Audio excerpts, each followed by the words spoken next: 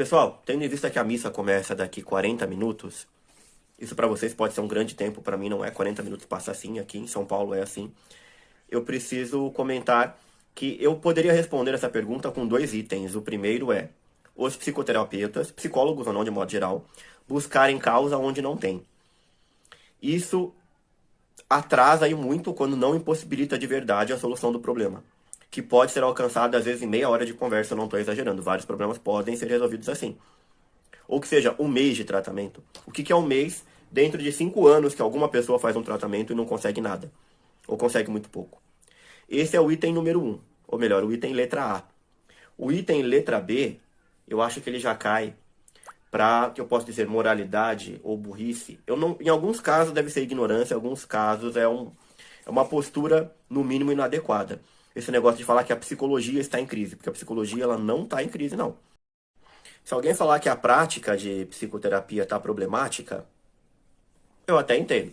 Se alguém falar que o ensino em muitas instituições de ensino superior está precário, está zoado, está politizado demais, está esquerdizado, perfeito. Agora, que tem muito psicólogo querendo ganhar dinheiro às custas dos problemas dos outros, podendo às vezes resolver rápido o problema e não resolvendo, enrolando, só para manter o paciente na agenda, às vezes para não morrer de fome, e aí já é uma outra questão. Isso também é verdade. Existem muitas questões tristes e complexas. Deixa eu deixar o teto reto aqui, vai. Aí. Ele ficou reto, mas eu não fiquei, então dane, vai ficar assim. Existem muitas questões complexas e lamentáveis.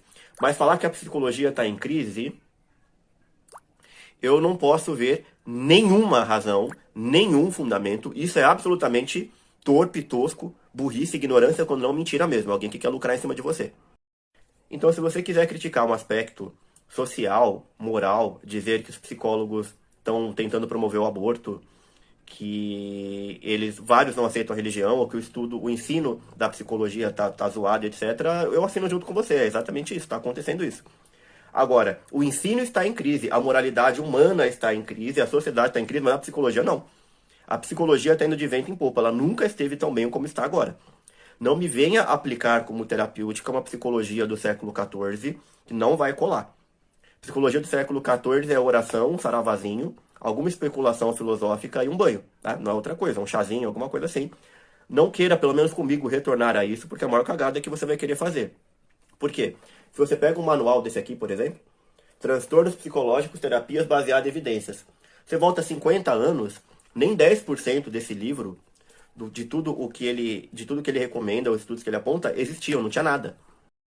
Então, se for preencher a boca para dizer que a psicologia está em crise, isso não vai te dar uma razão, nem se a sua resposta for positiva, afirmativa, mas mesmo assim eu te faço a pergunta. Por acaso, na sua clínica, você que diz que a psicologia está em crise e é um terapeuta, se você não é, tanto faz, o que você fala é opinião de boteco, não tem problema nenhum. Mas se você é terapeuta, por acaso você está aplicando as melhores ferramentas possíveis, os seus pacientes resolvem os problemas muitíssimo rápido e sem recaída? Ou eles resolvem se não muitíssimo rápido, no tempo mais breve possível, eles estão totalmente satisfeitos? Você consegue refutar, apontar por que os estudos acadêmicos, que são tantas e tantas e tantas evidências, 1000 jeitos diferentes de tratar problemas que resolvem a vida da pessoa de cabo a rabo, será que você sabe fazer frente a eles e dizer que esses estudos são porcaria ou são fruto de uma crise? É mais fácil você estar em crise do que a psicologia. Você está. Não seria possível uma psicologia tão eficiente se ela ficasse focando em aspectos metafísicos e abandonasse a neurologia, um básico de neurociências. Milhões de vezes. Mais do que 85% dos pacientes que eu trato e melhoram de imediato, pouco depois, que melhoram de cara. Mário, o meu problema era dirigir, meu problema era falar em público, meu problema era XY. Você pediu para eu, no mesmo dia ou no dia seguinte, fazer. Eu fui lá, fiz e nunca me senti tão bem fazendo. Aí você me perguntaria o que foi que eu fiz. Mais de 85% dos atendimentos, eu expliquei como que funciona a ação neuronal e o sistema nervoso simpático, parasimpático. Eu não apliquei nenhuma técnica. Na maioria das vezes eu não cheguei a aplicar nenhuma técnica de nada. Eu perguntei para a pessoa, expliquei como é que a coisa funciona e informei, olha, se você ficar exposto a isso X tempo, você vai ver que isso aqui vai passar. E passou. Percebam, respondendo a pergunta do que eu acho mais criticável hoje na psicologia, ou no mundo da psicologia, eu dei duas categorias, certo? De problemas. O primeiro é procurar causa onde não tem, fiz isso no primeiro story aqui. Inclusive, vou deixar um artigo a respeito disso, tá? No próximo story ele vai entrar. Lembrei dele, que eu publiquei recentemente. E o segundo é ficar apontando que a psicologia está em crise. Sendo que quem está em crise geralmente é a pessoa que está falando isso. Porque você vai procurar conteúdo e você não encontra. Você encontra aulas de religião. Mas agora, meios de tratar alguém, meios de pegar uma pessoa que tem uma fobia, que tem depressão, e tirar ela, ensinar ela a controlar isso, não tem. Eu procurei. Eu vi aulas. Não acontece. Não tem. É ensino religioso na cabeça de pessoas que não, na maioria das vezes, não receberam uma formação psicoterapêutica, psicológica suficiente, e acredita que tudo que a ciência diz é uma bosta e o que o santo tal ou qual diz é o que vai resolver o problema dos outros. E não vai. Eu estava pontuando o item B, né? Sobre a psicologia estar em crise ou não. E a minha resposta, ela não está em crise, ela nunca teve melhor, ela está indo muito bem, obrigado. Se você não teve a sorte de cruzar com alguém que sabe estudar, então aí já é um problema social e etc, etc. Mas que a psicologia está em crise, se a psicologia quer restaurar o bem-estar das pessoas, e para isso não precisa ser diretamente da religião, porque o trabalho do diretor espiritual não é o mesmo trabalho do psicólogo. Um psicólogo ele pode aplicar, já que eu usei como exemplo esse livro, toda e qualquer coisa que está aqui não vai ferir um princípio católico. Agora, algum terapeuta pode aplicar todos os princípios católicos no paciente e não ter resultado nenhum. Depressão, ansiedade, pânico, fobia, nada. Estresse pós-traumático, nada. Nada. Em alguns aspectos pode até piorar. Transtorno obsessivo compulsivo, uma galera escrupulosa aí, pode até piorar. Psicologia não é isso. No meu entendimento, não deve ser. Você quer falar de antropologia católica, beleza, psicologia. Agora vamos rapidamente ao item A. Eu tenho tempo para isso, eu vou ter que falar voando. Procurar causa onde não tem. Vamos lá. Muita gente, o povo, os pacientes de modo geral e muitos terapeutas, têm como princípio que o seu problema que você atravessa hoje, não vou dizer qual, poderia elencar várias hipóteses aqui, mas depressão, uma neurose, uma psicose, não importa o que, tá?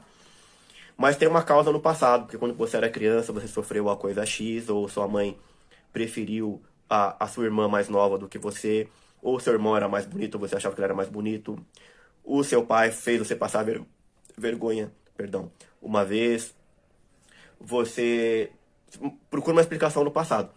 Ah, a causa do seu problema é quando você tinha 3 anos e meio de idade, aconteceu tal coisa. Quantos anos você tem hoje? 42. E está sofrendo uma outra coisa. A causa está lá. Isso não pode ser verdade, nunca. Se uma pessoa desenvolve fobia social, vamos supor, ansiedade social, né? O nome agora atualizado. E se o problema da ansiedade social que ela tem hoje, a saber, falar em público, conhecer uma pessoa nova, por vezes conversar com alguém que ela conhece, às vezes ela passa bem, às vezes ela não passa, fazer uma live assim no Instagram, impossível. Uma chamada de vídeo, impossível. Fazer leitura de um texto num seminário, num trabalho da faculdade. Então, vou chamar isso aqui de fobia, de ansiedade social, perfeito? Se a gente admite que tem como causa uma coisa passada, eu não admito isso, tá? É só a hipótese aqui, só para especulação. Parece que se eu encontrar essa causa, que é uma causa única, e tratar ela, todos esses eventos diferentes onde ela apresenta a ansiedade social serão tratados de uma vez só. E por isso as pessoas e muitos psicólogos e psicoterapeutas buscam a causa. Cadê a causa? Onde está a causa? Vamos ver se você lembra. Vamos fazer alguma coisa aqui para que você lembre disso.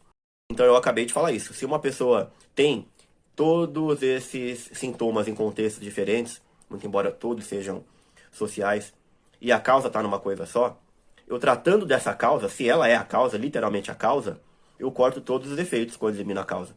Quando eu trato dela, certo? Não existe isso. Não acontece. Não existe como a pessoa encontrar uma causa que seja esse um botão de desligar os problemas dela. Isso não pode ser verdade de jeito nenhum. Uma terapia levada assim, ela vai durar anos e com muito custo ela vai ter algum resultado. Pode ser até que ela tenha. Mesmo que estejam fazendo a coisa errada, com pressupostos errados, ela pode ter algum resultado. Isso explica em outra ocasião. Story no lugar de... Num curso pode ser. Story não dá para explicar como que isso funciona. Mas querem um exemplo de como o seu problema não está no passado? De jeito nenhum está no passado? Vou dar um exemplo aqui agora que eu acho que todo mundo pode entender. Provavelmente, essa pessoa que tem ansiedade social, ela não tem a mesma ansiedade em todas as vezes que ela se expõe à mesma situação. Vamos supor que ela tenha vergonha de falar, ela é uma mulher e tem vergonha de falar com homens. Um pouco de vergonha de falar com homens conhecidos e mais vergonha com homens desconhecidos. Perfeito. Nunca aconteceu de um belo dia, ela tá conversando com umas amigas aqui, ela tá mais relaxada naquele dia, ela tá super bem, e aí ela vai conversar com um homem e ela sente menos ansiedade nesse dia do que em vários outros dias que ela fez a mesma coisa? Se essa ansiedade ela pode ser modulada. Em outras palavras, se eu posso treinar ela para apresentar o trabalho com segurança absoluta, ao mesmo tempo que os outros contextos não são tratados, ou seja, tem vários contextos diferentes dentro de um mesmo problema, a ansiedade social, mas eu consigo tirar ela do problema de fazer um deles, tudo isso significa que o problema que ela tem, a ansiedade, a perna mole, a falta de ar, taquicardia, não saber o que fala, imaginar que tá todo mundo olhando ela, tudo isso é resolvido, ou melhor, tudo isso é configurado no corpo e na mente dela na ocasião em que ela está. Se eu passasse e conversasse com essa pessoa 15 minutos antes dela ter que se apresentar num trabalho, ter que abordar uma pessoa na rua, porque ela é uma vendedora, ela faz pesquisa, sei lá, eu consigo fazer a ansiedade dela reduzir, com base na conversa. Ou seja, se ela é modulada pelo pensamento que eu tenho agora, no tempo presente, imediatamente, se eu consigo fazer uma coisa que piora a ansiedade dela, ou que melhora a ansiedade dela, a causa não está no passado. A causa está no presente. É o movimento neurológico tendo como premissa, como princípio, alguma coisa que a pessoa pensou antes. Não é nunca uma coisa que a pessoa pensou na infância. Não é, de jeito nenhum. Não é, jamais. Isso não existe. Falta 5 para 6, eu vou sair correndo depois dessa história aqui, mas eu vou dar mais um exemplo que acho que vai ser cabal, mesmo para quem não entende nada de psicologia do que eu estou falando, mas se interessa pelo assunto. Vocês podem ver em shows de hipnose, festivais, demonstrações públicas, que você pode pegar uma pessoa que morria de medo, muito tímida, que nunca cantaria 2 notas, nunca cantaria uma semicolcheia em público. Vai lá o hipnotista, fala, a partir de agora você tem um prazer imenso em se apresentar. Você canta bastante, você é, sei lá, você é o Elvis Presley, você é não sei o que, você canta igual ele e tal. Quando eu contar até 3, passa toda a vergonha e você se exibe. 1, 2, 3, abre os olhos, sentindo muito bem. A pessoa vai na frente de todo mundo, segura o microfone invisível. Meu carro é vermelho, não usa espelho pra me pentear. Faz assim, pula nas pessoas, abraça. Vai se dizer que a hipnose é entorpecente, um estado alterado de consciência? Isso não é um estado alterado de consciência, isso sequer existe. Não. Para vocês entenderem 100% do exemplo que eu acabei de dar, eu teria que explicar por que a hipnose não existe, porque de fato ela não existe. Se vocês estão pensando que a hipnose é um fenômeno, é uma técnica, não é nada, não é nada. Toda a hipnose é placebo. Basta que a pessoa acredite no que está sendo dito. O que faz ela ser hipnotizada e agir daquela maneira, o que permite que ela haja daquela maneira tão diferente do que talvez ela agiria, é ela ter acreditado que a pessoa que está pedindo tem o poder de alterá-la, sendo que ela não tem. Se eu falar para a pessoa, olha, você vai olhar para essa caneta Bic aqui, você vai imaginar o que ela está dizendo para você. A pessoa está acordada, nada de hipnose, tá? Eu estou conversando, eu sou hipnólogo, estou falando, ó, essa caneta vai te dar várias ideias. Tudo que você olhar para ela e pensar se torna real para você a partir de agora. Ela olha para essa caneta e fica sozinha fazendo. Ninguém precisa fazer nada. Eu fiz uma indução nela, nada, zero.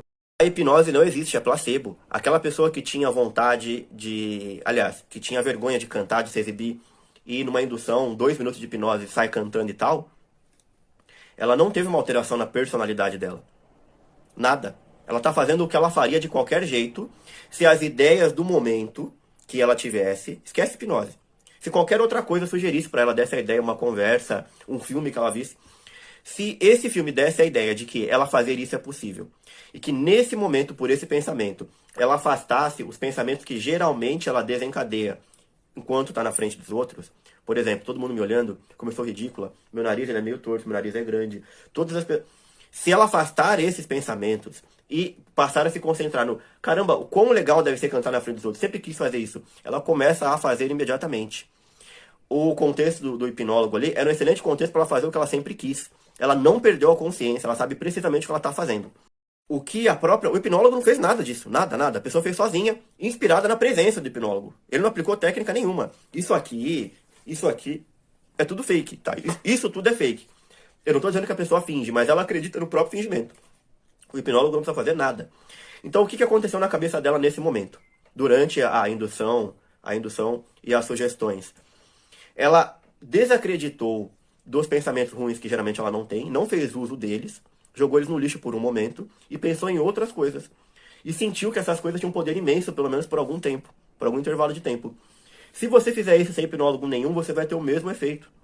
O que eu ensino nas minhas terapias é exatamente isso. Escolher os pensamentos que você tem na hora, se eles vão te inibir e causar nervosismo ou não. A gente resolve fenômeno por fenômeno, ou melhor, contexto, situação, por contexto e situação. A gente não procura uma causa, um botão, não existe. Pode procurar por anos, você nunca vai encontrar.